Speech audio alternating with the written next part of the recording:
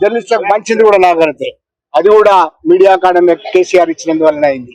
అంటే ఇవన్నీ చేయలేదనా మీరు తప్పుడు ప్రచారాలు చేసి అబద్ధాలు ప్రచారాలు చేసి అసలు ఎవరికి చనిపోయినా పట్టించుకోలేదని చెప్పి ఢిల్లీకి పోయి అబద్ధాలు ప్రచారం చేసి ఇవాళ వచ్చిన వాళ్ళు మీరు రాజకీయం చేస్తున్నారు. శ్రీనివాస్ రెడ్డి గారు రాజకీయాలు చేస్తున్నారని మమ్మల్ని అనకండి. వాళ్ళని విడిచిపెడదాం. ఇది జర్నలిస్టుల హక్కు.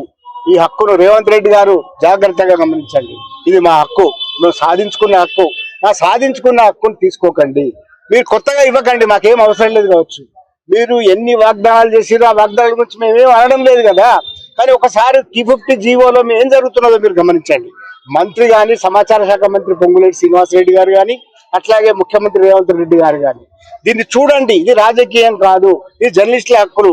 మాట్లాడే ఎవ్రీ రైట్ మాకు ఈ జర్నలిస్టుల గురించి మాట్లాడమే.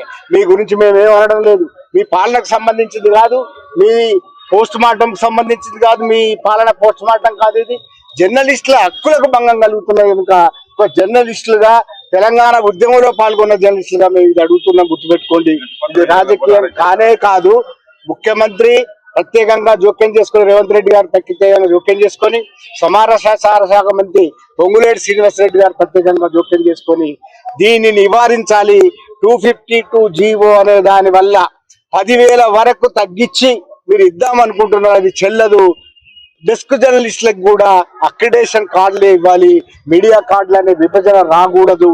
అట్లాగే నియోజకవర్గ స్థాయిలో విలేకరులకు కూడా ఇవ్వాలి. ఇంతకు ముందున్న 23,000 అక్రిడేషన్ అట్లాగే కొనసాగించాలని డిమాండ్ చేస్తున్నాం. ఈ డిమాండ్ చేస్తే కనీసం మీరు 7వ హామీ ఇచ్చినారు. ఆ 7వ హామీ తుంగలో దొక్కి ప్రజాస్వామ్యంలో మేము జర్నలిస్టులం ఒక వినతి పత్రం ఇస్తాం కలెక్టర్ కంటే మా వాళ్ళని అరెస్ట్ చేసి ముషీరాబాద్ కు తీసుకొచ్చినారు. ఇది సబబు కాదు.